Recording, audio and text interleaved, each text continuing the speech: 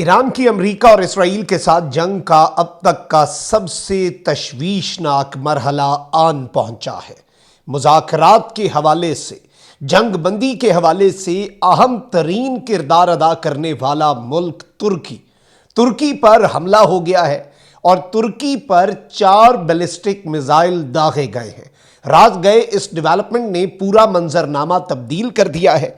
Iran या Israel, हमला किस मुल्क से हुआ, सिचुएशन परेशान कुन है।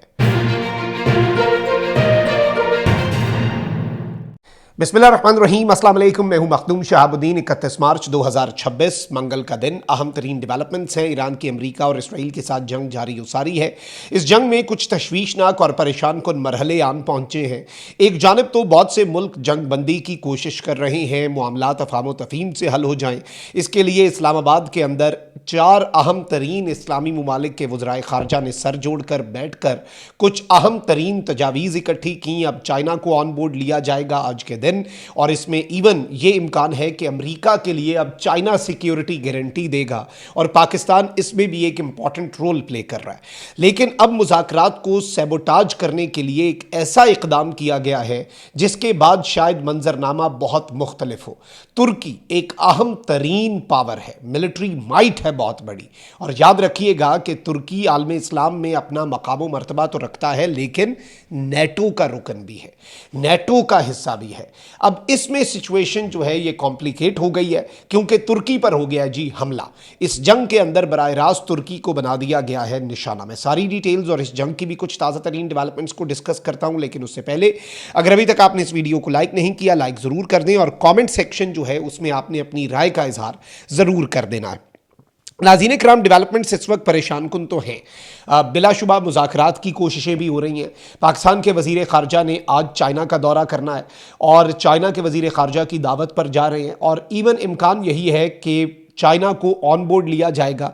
बल्कि बहुत से लोग जो हैं वो चहमगोइयाँ कर रहे थे, लेकिन चहमगोइयाँ दम तोड़ गई क्योंकि चाइना की वजारत ख़ारजा की जो तर्जुमान हैं उन्होंने पाकिस्तान के मीडिएशन एफर्ट्स की तारीफ़ कर दी और कहा है कि भाई चाइना जो है वो तैयार है पाकिस्तान के साथ कम्युनिकेशन और कोऑर्डिनेशन बढ़ाकर सीज़ फायर करवाने के लिए चाइना अपना किरदार अदा करेगा।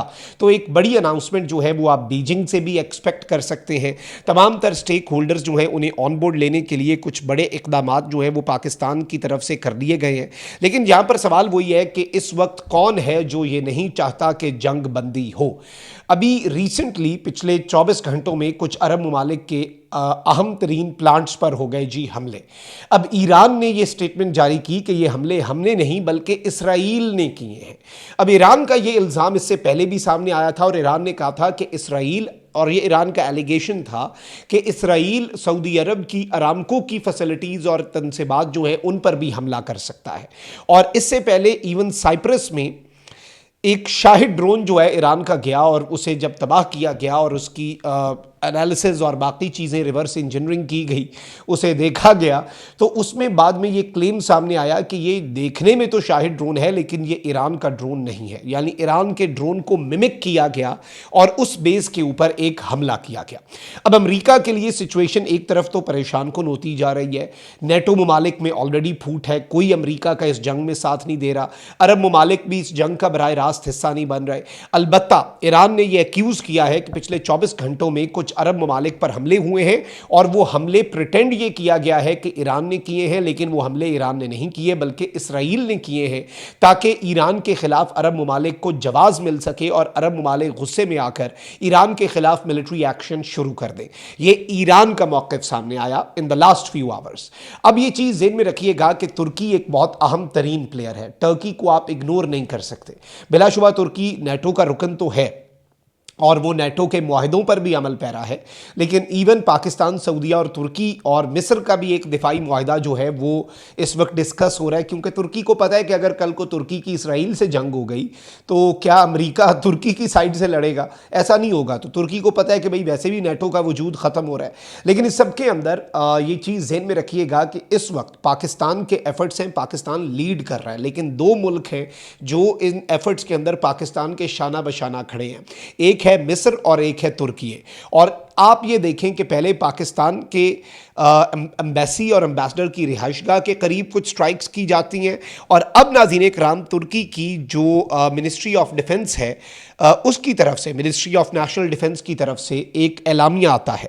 शुरू में वो कहते हैं ballistic munition determined to have been launched from Iran and to have entered into Turkish air space has been neutralised by NATO air and missile defence assets deployed in the Eastern Mediterranean.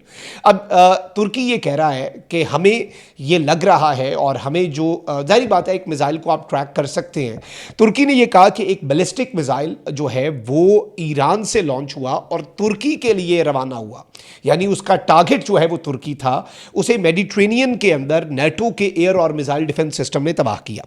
All necessary measures are being taken decisively and without hesitation against any threat directed at our country's territory and air space and all developments in the region are closely being monitored with priority given to our national security. सादा लफ्ज़ों में उन्होंने कहा कि तमाम तर इक़दाम हम कर रहे हैं अपने वतन और अपनी सरजमीन के दिफा के लिए, और हम रीजन के अंदर, इस खित्ते के अंदर होने वाले मामलात को भी बहुत करीब से देख रहे हैं, और हमारी पहली प्रेफरेंस हमारी अपनी नेशनल सिक्योरिटी है।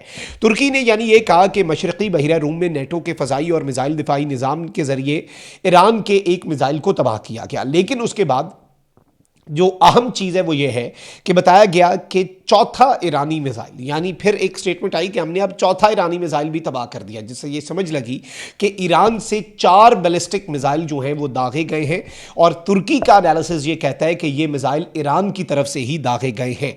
हुकाम ने इस बात पर जोर दिया है कि और ये चौथे बैलिस्टिक मिसाइल के बाद स्टेटमेंट भी बदल गई, स्टेटमेंट में टोन जो है वो भी तुर्की की बदल गई, और हुकाम ने इस बात पर जोर दिया कि मुल्क की सरजमीन को दरपेश तमाम खतरात का फैसला कुन और बगैर किसी हिचकिचाहट के मुकाबला किया जाएगा, क्योंकि अंकरा खित्ते में बढ़ती हुई कशीदगी जो है उसे बहुत क्लोजली ऑब्जर्व कर रहा है।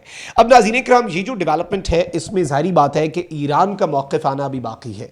ईरान ने इसके हवाले से कोई क्लैरिफिकेशन नहीं दी।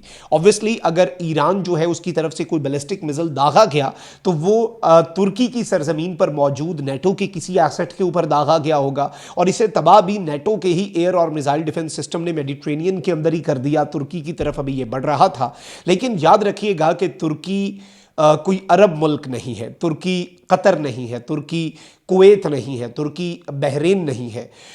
तुर्की जो है वो एक बड़ा ही डिफरेंट तरीके से ऑपरेट करता है, और रजब तैयब एर्दोआन जो है, जहाँ पर इसराइल के साथ भी मामला हो, सीरिया में क्या हुआ आपके सामने है, टर्की जो है वो हिचकिचाहट का इजहार नहीं करता, बल्कि कुर्दों की इस जंग में शमूलियत और इस जंग में ईरान के खिलाफ इस्तेमाल पे तुर्की ने अमेरिका को आगाह किया कि अगर आपने ये रेड लाइन क्रॉस की तो हम ईरान की तरफ से फिर आप देखिएगा इस जंग में हमें ना शामिल होना पड़ जाए। लेकिन ऐन उस मौके पर जब तुर्की अमेरिका को ये मैसेज दे रहा था कि हम दूसरी साइड से आपके खिलाफ आ सकते हैं, उसी साइड से तुर्की के ऊपर हमला हो जाना, ये वैसे हजम नहीं होती बात, इसे डाइजेस्ट करना अच्छा खासा मुश्किल है। ज़ाती तौर पे अगर मैं देखूँ, मैं इंटरनेशनल डेवलपमेंट्स को क्योंकि पिछले कुछ अरसे से बहुत ज़्यादा क्लोजली हमारा सब्जेक्ट ही ये बन चुका है, हम इसी चीज़ को देख रहे हैं। इवन जब लोग इधर उधर माइनर खबरों पर भी होती हैं, we are trying to decode all the developments ना, तो हम इस चीज़ को देख रहे हैं, तो ये एक चीज़ समझ नहीं आ रही। इसकी वजह से शकूक व शुबात भी बढ़ रही हैं, सवालात भी बहुत से रेज़ हो रहे हैं, और बहुत सी चीज़ें जो हैं वो अब जवाब तलब हैं। तुर्की का रिस्पॉन्स क्या होता है, और क्या ये मुज़ाकरात को सैबोटाज करने की एक कोशिश है, इसको इस एंगल से भी देखा जा रहा है। अपना बहुत ख्याल रखें। अल्लाह निगहबान। पाकिस्तान जिंदाबाद।